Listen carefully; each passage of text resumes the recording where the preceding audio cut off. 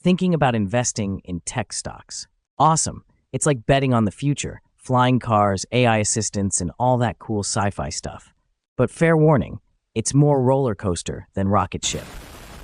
Tech stocks fuel our daily lives, from smartphones to robots. They grow fast, but not every stock's a Tesla. Some are giants like Apple, others are scrappy innovators, and then there are the wild gambles. Let's go gambling!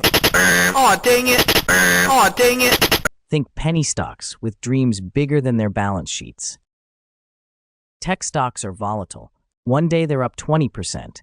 The next they're down because of, I don't know, a chip shortage. But long-term investors, they thrive on this wild ride.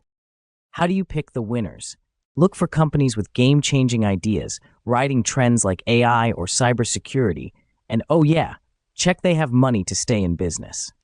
Invest smart, stay patient, and enjoy the ride, because the future is worth it. Ready to dive in? Leave a like, comment, and a sub to the channel for more videos like this.